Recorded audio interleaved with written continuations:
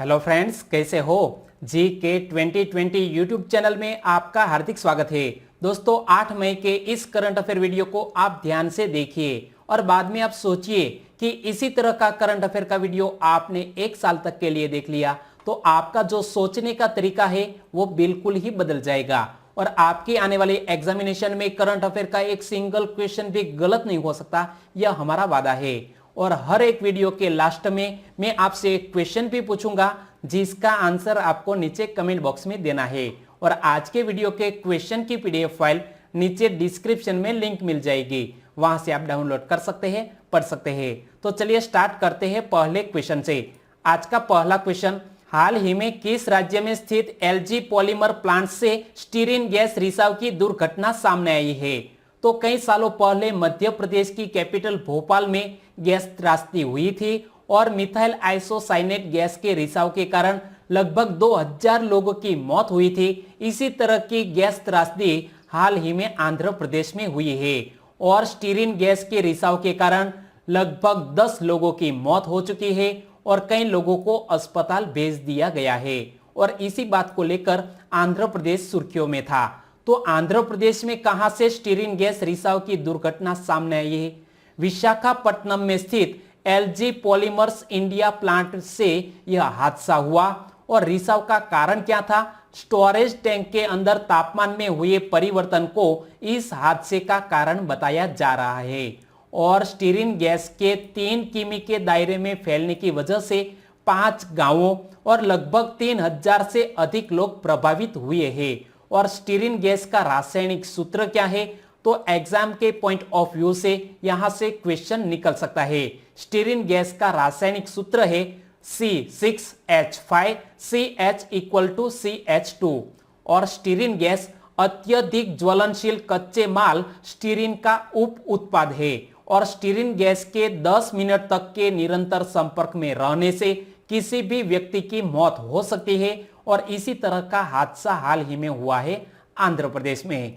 तो यहां हम बात करें आंध्र प्रदेश की, तो पहले तो यहां आप मैप में देखिए कि 3 कैपिटल को लेकर भी सुर्खियों में था आंध्र प्रदेश, जिसकी कैपिटल का नाम है अमरावती। आंध्र प्रदेश का गठन 1 नवंबर 1956 को किया गया और आंध्र प्रदेश भाषा के तौर पर अलग होने वाला भारत का पहला स्टेट भी है। और आंध्र प्रदेश के वर्तमान राज्यपाल कौन है? विश्वभूषण हरिचंदन। आंध्र प्रदेश के वर्तमान मुख्यमंत्री है जगन मोहन रेड्डी। आंध्र प्रदेश का राजकीय पशु का नाम क्या है? काला हिरन। और आंध्र प्रदेश का राजकीय पक्षी का नाम है रामाचिलुका, जो एक तोता है। यहां आप इमेज में देख सकते हैं। तो दोस्तों, हर एक क्वेश्चन से जुड़े इंपॉर्टेंट फैक्ट इसी तरह मैं आपके सामने रखूंगा और हमारा यह तरीका आपको अच्छा लगता है तो लाइक करना मत भूलिएगा। दूसरा क्वेश्चन, हाल ही में विश्व थैलेसीमिया दिवस कब मनाया गया? हर साल वर्ल्ड थैलेसीमिया डे मनाया जाता है 8 मई को, यानी कि इस क्वेश्चन का सही आंसर है 8 मई। और विश्व थैलेसीमिया दिवस हर साल मनाया जाता है तो इसकी एक थीम भी तय की जाती है। तो 2020 की थीम क्या है? The dawning of a new era for thalassemia, time for a global effort to make novel therapies accessible and affordable to patients, जो 2020 की थीम है। और विश्व थैलेसीमिया दिवस कब से मनाया जा रहा है वो भी एक क्वेश्चन बनता है। तो वर्ष 1994 से हर साल यह विश्व थैलेसीमिया दिवस मनाया जा रहा है। और यहां जब बात आती है इंपॉर्टेंट डे वाले क्वेश्चन की, तो मई मंथ में हमने कौन कौन से महत्वपूर्ण दिवस मनाए वो यहां मैं आपको सीक्वेंस में बता रहा हूं। यदि आपको याद है तो मेरे साथ साथ बोलिए। सबसे पहले 1 मई को गुजरात गौरव दिवस यानी कि गुजरात राज्य का स्थापना दिवस मनाया गया और 1 मई को ही महाराष्ट्र राज्य का स्थापना दिवस मनाया जाता है। और 1 मई को इंटरनेशनल लेबर डे मनाया गया यानी कि अंतरराष्ट्रीय श्रमिक दिवस। और उसके बाद आया 2 मई। 2 मई को विश्व ट्यूना दिवस मनाया गया और ट्यूना एक मछली का नाम है। उसके बाद आया 3 मई। 3 मई को विश्व प्रेस स्वतंत्रता दिवस मनाया गया और मई के प्रथम रविवार को विश्व हास्य दिवस मनाया जाता है। और इस साल 3 मई को पहला रविवार था और इसीलिए 3 मई को हमने विश्व हास्य दिवस भी मनाया। और उसके बाद आया 4 मई को हमने अंतरराष्ट्रीय अग्निशमन दिवस मनाया, यानी कि इंटरनेशनल फायर फाइटर्स डे। और उसके बाद 5 मई को विश्व हाथ स्वच्छता दिवस के रूप में हमारे WHO ने इस दिवस को नामित किया है। और 5 मई को ही विश्व अस्थमा दिवस भी मनाया गया। और हर साल मई के पहले मंगलवार को विश्व अस्थमा दिवस मनाया जाता है। उसके बाद आया 7 मई को विश्व एथलेटिक्स दिवस मनाया गया। और हर साल 7 मई को यह दिवस नहीं मनाया जाता है, यह बात भी आप याद रखिए। 8 मई आया और 8 मई को विश्व थैलेसीमिया दिवस मनाया गया। अब बात करते हैं तीसरे क्वेश्चन की। वंदे भारत मिशन का उद्देश्य क्या है? तो कोविड-19 के संक्रमण के कारण अभी भी विदेश में हमारे भारतीय नागरिक फंसे हुए हैं। उन्हें भारत वापस लाने हेतु हमारी केंद्र सरकार ने वंदे भारत मिशन लॉन्च किया है। और इसीलिए इस क्वेश्चन का सही आंसर है दुनिया भर में फंसे भारतीयों को देश में वापस लाना। तो यहां हम बात करते हैं वंदे भारत मिशन की। तो लगभग 14,800 से अधिक भारतीय अभी भी विदेश में फंसे हुए हैं। और उनको भारत लाने के बाद उनको अनिवार्य रूप से आरोग्य सेतु एप्लीकेशन डाउनलोड करने को कहा गया है। तो देखिए, इस मिशन के तहत निकाले गए लोगों को अनिवार्य रूप से आरोग्य सेतु एप्लीकेशन को डाउनलोड करना होगा और अपने आप को क्वारंटाइन 14 दिन के लिए करना होगा। तो देखिए, भारत लौटने के बाद इन लोगों को 14 दिनों के लिए संगरोध में रखा जाएगा। और संपूर्ण वंदे भारत मिशन का नेतृत्व एयर इंडिया द्वारा किया जाएगा, यह बात भी आप याद रख लीजिए। और अब बात करते हैं चौथे क्वेश्चन की। हाल ही में मुद्रास्फीति से निपटने के लिए नई मुद्रा की शुरुआत किसने की है? मुद्रास्फीति से निपटने के लिए नई करेंसी लॉन्च करने जा रहा है ईरान देश, यानी कि इस क्वेश्चन का सही आंसर है ईरान। लेकिन ईरान को यह कदम क्यों उठाना पड़ा? इसकी वजह है अमेरिका। तो देखिए, अमेरिका का परमाणु समझौते से अलग होना ईरानी मुद्रा के लिए सबसे भारी झटका था। और इसके कारण ईरान की मुद्रा अमेरिकी डॉलर की तुलना में 600% कमजोर हो गई। और इसीलिए ईरान को यह कदम उठाना पड़ रहा है। लेकिन ईरान की नई करेंसी का नाम क्या होगा वो भी मैं आपको बता दूं। ईरान सरकार हाल ही में अपनी मुद्रा का नाम बदलकर टोमन करने का निर्णय लिया है। और ईरान की मुद्रा की इकाई रियाल है। और ईरानी सरकार के अनुसार एक टोमन 10,000 रियाल से मिलकर बनता है। तो इसी बात को लेकर मैं ईरान के बारे में बताऊं तो पहले तो यहां आप मैप में देखिए, यहां पर भारत और भारत से पाकिस्तान आगे बढ़ते हुए ए है ईरान। ईरान की कैपिटल का नाम क्या है? तेहरान। ईरान के वर्तमान राष्ट्रपति हसन रूहानी। ईरान की करेंसी है ईरानियन रियाल, लेकिन अब नई करेंसी होगी टोमन। ईरान का प्राचीन नाम फारस था। क्षेत्रफल की दृष्टि से यह विश्व में 18वें नंबर पर आता है। तो ईरान के बारे में आप इतना याद रखिए। पांचवा क्वेश्चन, हाल ही में विश्व रेड क्रॉस दिवस कब मनाया गया? हर साल वर्ल्ड रेड क्रॉस डे मनाया जाता है 8 मई को, यानी कि इस क्वेश्चन का सही आंसर है 8 मई। विश्व रेड क्रॉस दिवस 8 मई को मनाया जाता है। तो इसके पीछे का इतिहास क्या है? यह दिन रेड क्रॉस की अंतरराष्ट्रीय समिति के संस्थापक जीन हेनरी ड्यूनेंट और पहले नोबेल शांति पुरस्कार प्राप्तकर्ता के जन्मदिन की सालगिरह के रूप में मनाया जाता है। यहां आप देख सकते हैं जीन हेनरी ड्यूनेंट, और वो हमारे विश्व के पहले नोबेल शांति पुरस्कार प्राप्तकर्ता थे। उनके जन्म दिवस को विश्व रेड क्रॉस दिवस के रूप में मनाया जाता है। किसके द्वारा मनाया जाता है? अंतरराष्ट्रीय रेड क्रॉस समिति के द्वारा। तो अंतरराष्ट्रीय रेड क्रॉस समिति एक मानवीय संगठन है और इसका मुख्यालय स्विट्जरलैंड के जिनीवा में स्थित है। और अंतरराष्ट्रीय रेड क्रॉस समिति की स्थापना 17 फरवरी 1863 में हेनरी ड्यूनेंट द्वारा की गई थी। और अंतरराष्ट्रीय रेड क्रॉस समिति को अब तक 3 बार नोबेल शांति पुरस्कार से सम्मानित किया जा चुका है। कब किया जा चुका है? 1917, 1944 और 1963 में। और अब बात करते हैं छठे क्वेश्चन की। यूनाइटेड नेशंस एनवायरनमेंट प्रोग्राम ने गुडविल एम्बेसडर के रूप में निम्न में से किस अभिनेत्री के कार्यकाल को आगे बढ़ाया है? तो यूनाइटेड नेशंस एनवायरनमेंट प्रोग्राम के हाल ही में गुडविल एम्बेसडर के रूप में कार्यरत है दिया मिर्जा और उनके कार्यकाल को 2022 तक बढ़ा दिया गया है और इसलिए इस क्वेश्चन का सही आंसर है दिया मिर्जा। और यहां आप देख सकते हैं हमारी बॉलीवुड की बहुत ही खूबसूरत अभिनेत्री दिया मिर्जा को। तो 7 मई 2020 को संयुक्त राष्ट्र पर्यावरण कार्यक्रम ने अभिनेत्री दिया मिर्जा के कार्यकाल को 2022 तक भारत के गुडविल एम्बेसडर के रूप में विस्तारित किया और दिया मिर्जा संयुक्त राष्ट्र सतत विकास लक्ष्य अधिवक्ता भी है और दिया मिर्जा बहुत से पर्यावरण कार्यक्रम से भी जुड़ी हुई है। तो देखिए दिया मिर्जा ने बीट द पॉल्यूशन अभियान में सक्रिय भाग लिया था और बीट द पॉल्यूशन अभियान के तहत भारत 2022 तक सिंगल यूज प्लास्टिक से पूरी तरह मुक्त होने के लिए कार्य कर रहा है और कई सारे ऐसे अंतरराष्ट्रीय संगठन है उसके गुडविल एम्बेसडर होते हैं। तो इसी तरह यूनिसेफ में सबसे अधिक संख्या में 300 एम्बेसडर है, वो बात भी आप याद रखिए। 7वां क्वेश्चन, हाल ही में सुर्खियों में रहा दलमा वन्यजीव अभ्यारण्य किस राज्य में स्थित है? तो यहां पहले तो आप इस आलीशान गेट को देखिए, यहां पर लिखा है दलमा वाइल्ड लाइफ सेंचुरी और यह झारखंड राज्य में स्थित है, यानी कि इस क्वेश्चन का सही आंसर है झारखंड। और दलमा वाइल्ड लाइफ सेंचुरी सुर्खियों में क्यों है तो वो भी मैं आपको बताऊं।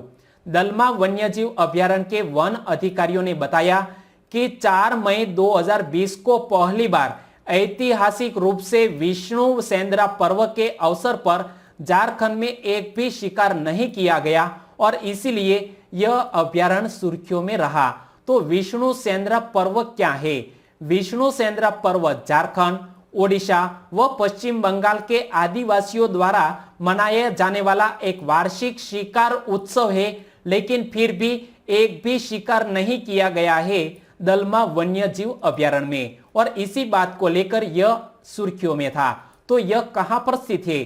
दलमा वन्यजीव अभ्यारण्य झारखंड राज्य में दलमा पहाड़ियों की श्रृंखलाओं में स्थित है और अभ्यारण्य का उद्घाटन वर्ष 1975 में संजय गांधी द्वारा किया गया था। यह बात भी आप याद रख लीजिए। लेकिन फिलहाल हम बात करते हैं झारखंड की। झारखंड की कैपिटल का नाम क्या है? रांची।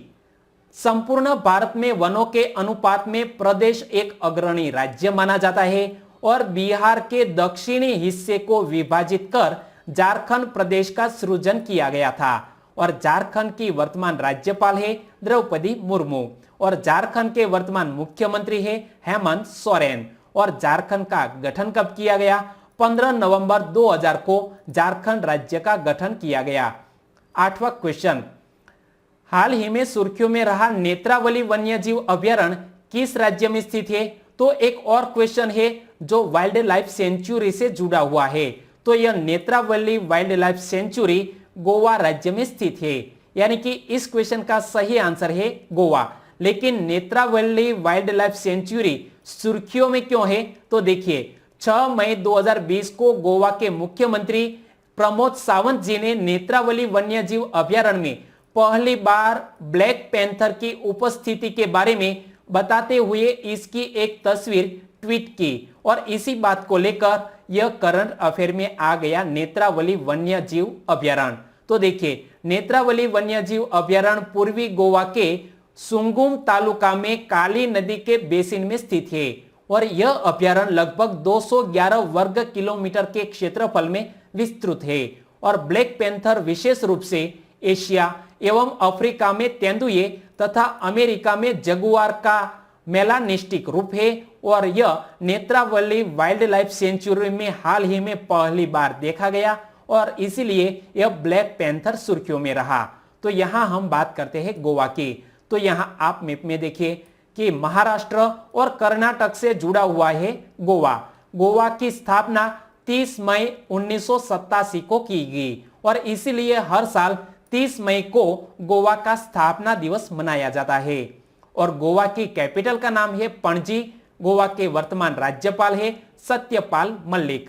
गोवा के मुख्यमंत्री है प्रमोद सावंत और गोवा मुक्ति दिवस कब मनाया जाता है? हर साल 19 दिसंबर को गोवा मुक्ति दिवस मनाया जाता है क्योंकि ऑपरेशन विजय अभियान शुरू करके पुर्तगालियों के शासन से मुक्त करवाया था गोवा को, और इसीलिए हर साल 19 दिसंबर को गोवा मुक्ति दिवस मनाया जाता है। 9वां क्वेश्चन, हाल ही में किसको आरबीआई के केंद्रीय निदेशक मंडल में निदेशक के तौर पर नियुक्त किया गया है?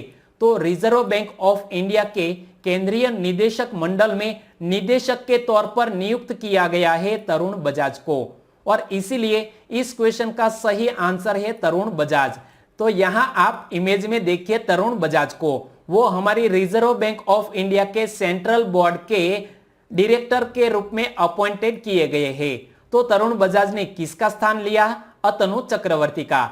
और तरुण बजाज वर्ष 1988 बैच के आईएएस अधिकारी है और आर्थिक मामलों के सचिव बनाए जाने से पहले वह प्रधानमंत्री कार्यालय में अतिरिक्त सचिव के तौर पर कार्य कर चुके हैं। नाम मत भूलिएगा, तरुण बजाज। 10वां क्वेश्चन, मौसम विभाग अब किसके लिए पूर्वानुमान जारी करेगा? तो हमारा भारत का यह मौसम विभाग अब पीओके, गिलगित और बाल्टिस्तान तीनों के लिए वो पूर्वानुमान जारी करेगा, यानी कि इस क्वेश्चन का सही आंसर है उपरयुक्त सभी। तो यहां हम बात करते हैं भारतीय मौसम विभाग की।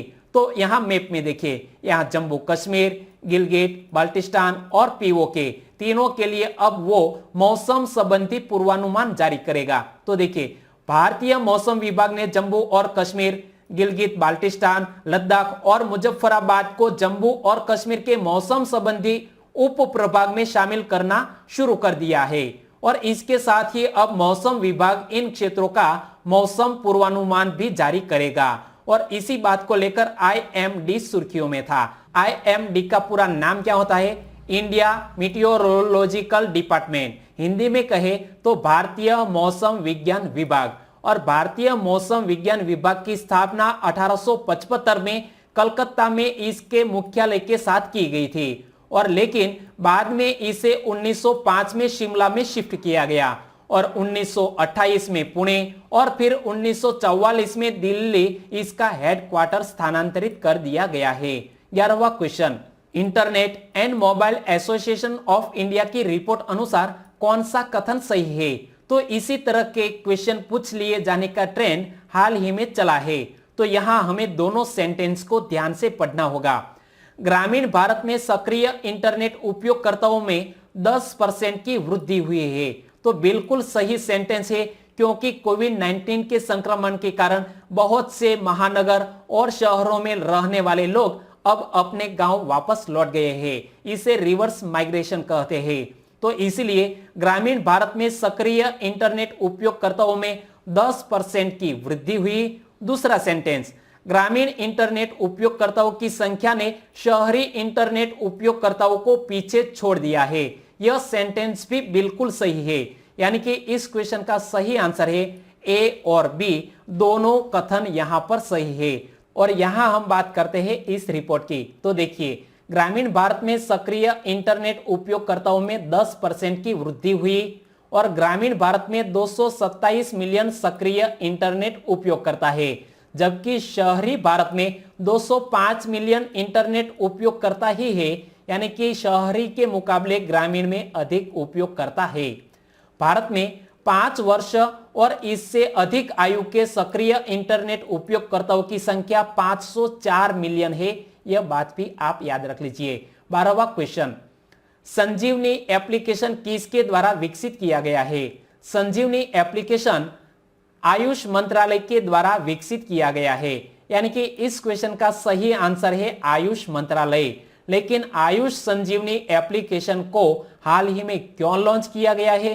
तो आयुष मंत्रालय द्वारा विकसित संजीवनी एप्लीकेशन से लगभग 5 मिलियन लोगों का डाटा तैयार करने में मदद मिलेगी, और यह डाटा कोविड-19 के इलाज के रूप में आयुष का उपयोग करने में लोगों की स्वीकृति के बारे में जानकारी उपलब्ध करवाएगा। और इसीलिए हमारे आयुष मंत्रालय ने यह एप्लीकेशन को हाल ही में लॉन्च किया है। और हमारे केंद्रीय स्वास्थ्य एवं परिवार कल्याण मंत्री कौन है? डॉक्टर हर्षवर्धन, जो यहां आप इमेज में देख सकते हैं।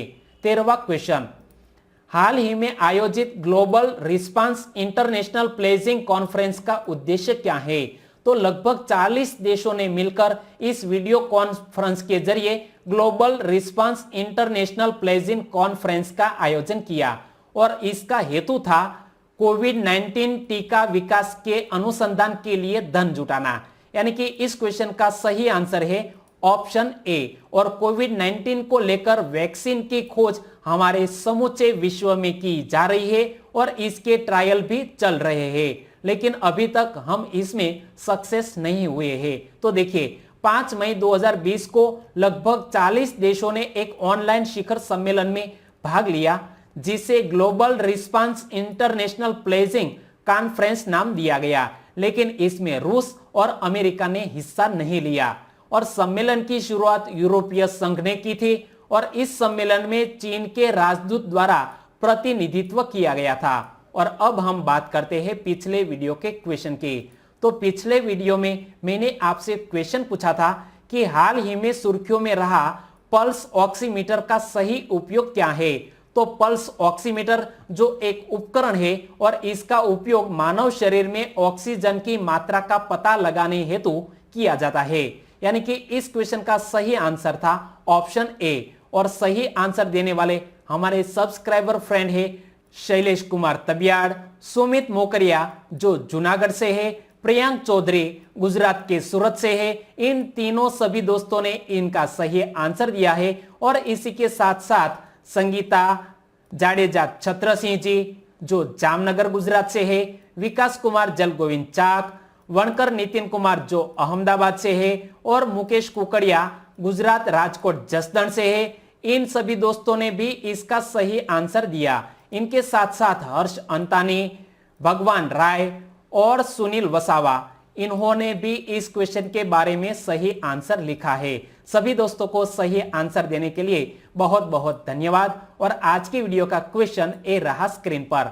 निम्न में से किस समुदाय द्वारा वैशाख दिवस को सबसे पवित्र दिवस माना जाता है। यहाँ 4 समुदाय के नाम आपकी स्क्रीन पर है और उसी में से सही आंसर चुनकर आपको आंसर लिखना है नीचे कमेंट बॉक्स में। और कल ही मैंने इसके बारे में डिटेल में बताया था, यदि आपको याद है तो लिखिए, क्योंकि एक बार आप लिख देते हैं फिर आप उसे कभी नहीं भूलते।